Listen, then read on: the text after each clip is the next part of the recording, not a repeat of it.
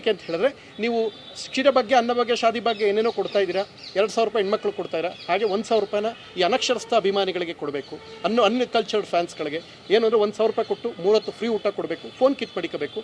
ಬೇರೆಯವ್ರ ಹೆಣ್ಮಕ್ಳ ಗೌರವ ರಕ್ಷಣೆ ಹೇಗೆ ಅಂತ ಕಾಪಾಡೋದನ್ನು ದರ್ಶನ್ ಫ್ಯಾನ್ಸ್ಗಳಿಗೆ ಸರ್ಕಾರ ಇದೊಂದು ಹೊಸ ಯೋಜನೆ ಮಂಜೂರು ಮಾಡಬೇಕು. ಜೊತೆಗೆ ಈ ಥರ ಅವ್ರಿಗೇನೋ ಯಾರಿಗೂ ಇಲ್ದಿರೋಷ್ಟು ಫ್ಯಾನ್ಸ್ ಅವರಂತೆ, ಲಕ್ಷನೋ ಕೋಟಿನೋ ಅವರಂತೆ. ಕೋಟಿ ಜನ ಒಳ್ಳೆ ಪ್ರಜ್ಞಾವಂತರಾದರೆ ಅವ್ರು ಭಾರತದ ಆಸ್ತಿ ಆಗಲ್ವಾ? ಇಸ್ರೇಲ್ಗಿಂತ ದೊಡ್ಡ ಇದಾಗ್ಬಿಡಲ್ವಾ ನಮ್ಮದು? ಇಸ್ರೇಲು ಅಮೆರಿಕಾಗಿಂತ ದೇಶ ಇಂಪ್ರೂವ್ ಆಯ್ತೆ. GDP ಜಾಸ್ತಿ ಆಗಬೇಕು ಅಂದ್ರೆ ಏನು ಮಾಡಬೇಕು?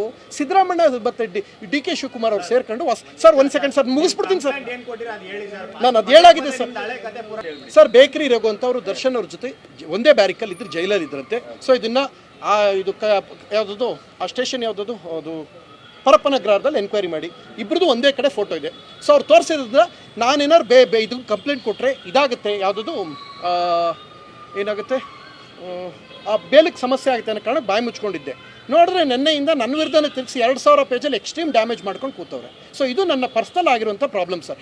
ವೆಪನ್ ತೋರಿಸೋ ತನಕ ಇಷ್ಟು ದಿನ ಬರೀ ಮೀಡಿಯಾದಲ್ಲಿದ್ವು, ಈಗ ವೆಪನ್ ತೋರಿಸೋಕೆ ಬಂತಲ್ಲ ಅನ್ನೋ ಕಾರಣಕ್ಕೆ ಅಸಮಾಧಾನ ಇರುತ್ತೆ ಸರ್. ಆ ಅಸಮಾಧಾನದಲ್ಲಿ ಹೇಳಬೇಕಾದ್ರೆ ಒಂದು ವಿಚಾರಕ್ಕೆ ಇನ್ನೊಂದು ಕನೆಕ್ಟ್ ಆಗಿರುತ್ತೆ ಸರ್, ಆ ಪದಗಳು ಬರುತ್ತೆ. ನೀವು ಅದನ್ನು ಹೇಳ್ಬೇಡಿ ಇದನ್ನು ಹೇಳ್ಬೇಡಿ ಅಂತ ಹೇಗೆ ಸರ್? ಎಲ್ಲವೂ ಕನೆಕ್ಟ್ ಆಯಿತು, ಒಂದಕ್ಕೊಂದು interlink sir. Bakery Raghu 2 weapon ಬಂದು ಸರ್. ಒಂದು ಹಿಂಗೆ ಸರ್, ಅದು ಯಾವ್ದು ಗೊತ್ತಾ?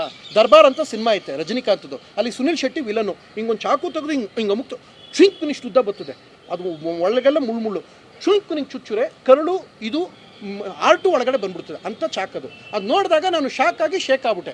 ಇನ್ನೂ ಏನಾರು ಚುಚ್ಚಿಬಿಟ್ರು 2ನೇ ರೇಣುಕಾ ಸ್ವಾಮಿ ನಾನಾಗೋದನೋ ಅಂದ್ಕೊಂಡು ಸುಮ್ಮನೆ ಸೈಲೆಂಟಾಗಿ ಕೂತ್ಕೊಂಡು. ಇದು ಅಣ್ಣಂಗೆ ಅರ್ಥ ಆಯ್ತಿಲ್ಲ, ಸಾರ್ಗೆ ಅರ್ಥ ಆಯ್ತಿಲ್ಲ. ಅವ್ರಿಗೆ ಪ್ರಥಮ ಏನೇನೋ ಹೇಳ್ತಾರೆ, ನೋವಲ್ಲಿ ಬರ್ತದೆ ಹತ್ತು ಮಾತು. ಅಣ್ಣಂಗೆ ಅರ್ಥ ಆಯ್ತಿಲ್ಲ, ನಾನು ಹೆಂಗೆ ಅವ್ರಿಗೆ ಮನವರಿಕೆ ಮಾಡ್ಕೊಡ್ಲಿ?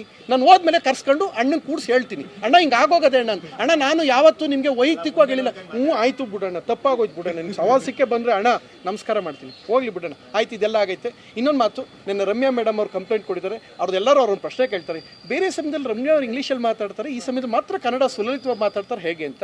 ಸರ್ ಒಂದು ಕೇಳಿಸ್ಕೊಳ್ಳಿ, ಇವರೆಲ್ಲ ಅನ್ಎಜುಕೇಟೆಡ್ ಫ್ಯಾನ್ಸ್, ಅವ್ರಿಗೆ ಇಂಗ್ಲೀಷಲ್ಲಿ ಹೇಳಿದ್ರೆ ಏನು ಅರ್ಥ ಆಯ್ತು? ನಿಮ್ಗೆ ಕನ್ನಡ ಅರ್ಥ ಆಗಲ್ಲ, ಇಂಗ್ಲೀಷ್ ಅರ್ಥ ಆಗಲ್ಲ ಅಂತ ಕಂಡ್ರು ಅವರು ಕನ್ನಡದಲ್ಲಿ ಹೇಳಿರೋದು.